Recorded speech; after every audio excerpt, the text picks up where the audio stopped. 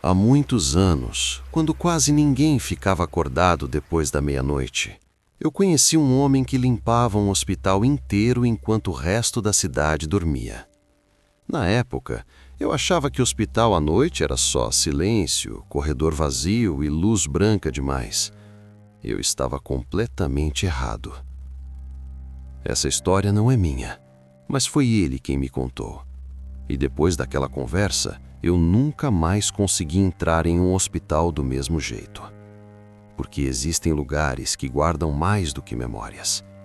Existem lugares que não deixam ir embora aqueles que sofreram dentro deles.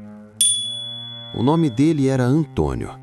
Tinha pouco mais de 50 anos, rosto marcado pelo cansaço de quem viveu mais do que gostaria, mãos grossas de trabalho pesado.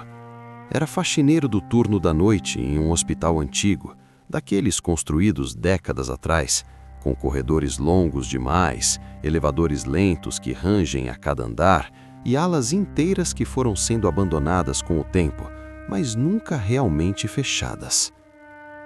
Ele dizia que preferia trabalhar à noite, porque pelo menos os vivos falam menos. Eu ri quando ouvi isso pela primeira vez. Ele não riu de volta. Apenas me encarou com um olhar sério, como quem sabia exatamente do que estava falando. Antônio começava o turno sempre à meia-noite em ponto. Nunca atrasava, nunca faltava. Mas ele dizia que o hospital mudava depois desse horário. Não era só mais vazio, era mais pesado. Os passos ecoavam de um jeito estranho, como se o prédio inteiro estivesse atento. As luzes ficavam parcialmente apagadas, projetando sombras longas demais nas paredes, sombras que pareciam se mover quando ninguém estava olhando direto para elas. E havia setores que ninguém queria limpar, sempre sobravam para ele. A ala antiga. Uma parte do hospital que quase não recebia pacientes, mas que nunca era oficialmente interditada. Ali ficavam antigos quartos de isolamento, leitos desativados e uma sala no fim do corredor que, segundo a administração, servia apenas para guardar macas quebradas, segundo a administração.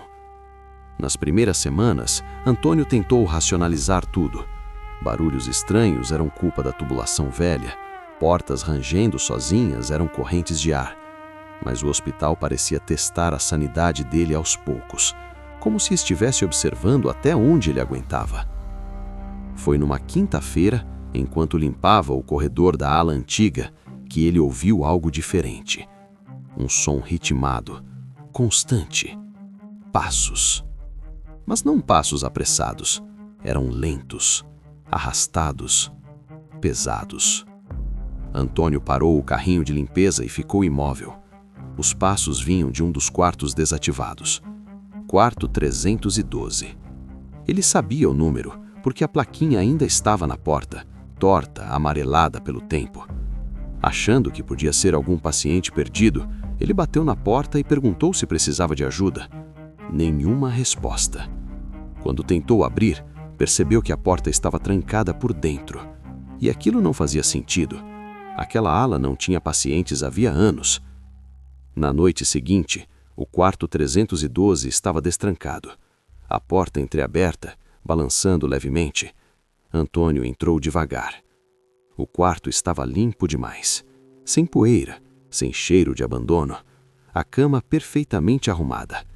E no centro do colchão, uma marca funda, como se alguém tivesse ficado sentado ali por muito tempo. Ele não dormiu bem aquela noite. Dias depois, começou a ouvir o som de um carrinho de limpeza sendo empurrado pelos corredores. O mesmo som do carrinho dele, mas Antônio estava sozinho no turno. O barulho vinha sempre da ala antiga. Quando ele se aproximava, o som parava, e então vinham sussurros, baixos demais para entender palavras, mas claros o suficiente para saber que não eram imaginação. O episódio mais perturbador aconteceu numa madrugada de domingo. Antônio limpava próximo ao necrotério no subsolo. Enquanto passava o pano no chão, percebeu que o elevador estava descendo sozinho. Os números iam diminuindo, até chegar ao andar -1. O elevador parou. As portas se abriram. Dentro havia apenas uma maca, coberta por um lençol branco, com o formato inconfundível de um corpo humano. Antônio sabia que não havia registro de transporte de corpos naquela noite. Mesmo assim, o elevador estava ali, aberto, esperando. O detalhe que fez o sangue gelar foram as marcas no lençol. Marcas de dedos sujos, próximos ao chão, como se alguém tivesse sido arrastado. Ele tentou fechar a porta. Nada aconteceu. Então, muito devagar, o lençol se moveu. Não foi brusco, foi um ajuste, como alguém vivo tentando se acomodar. Antônio largou tudo e correu. Não olhou para trás. No dia seguinte, pediu transferência. Nunca mais voltou ao subsolo. Antes de se demitir, conversou com um funcionário antigo. Foi assim que descobriu a verdade. Anos antes, durante uma crise, o hospital funcionou acima da capacidade. Pacientes lotavam corredores. Alguns morreram esperando, outros simplesmente desapareceram dos registros. A ala antiga servia para isolar casos que não podiam aparecer nos relatórios. O quarto 312 era um deles. Segundo o funcionário, um homem ficou internado ali por meses, sozinho, esquecido.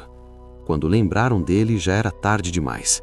Ninguém sabe quando morreu, e ninguém sabe se de fato morreu. Antônio nunca mais trabalhou à noite. Antes de ir embora da cidade, me disse algo que nunca esqueci. Hospitais não dormem, eles só esperam. E quando um lugar vê sofrimento demais, ele aprende a repetir. Até hoje, sempre que passo perto daquele prédio, lembro do quarto 312, do elevador que abriu sozinho e do lençol que se moveu, como se algo ali ainda estivesse esperando ser notado. Tentei não pensar muito nisso. Segui minha vida.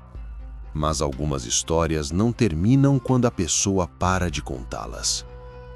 Meses depois daquela conversa, encontrei outro funcionário que ainda trabalhava no mesmo hospital.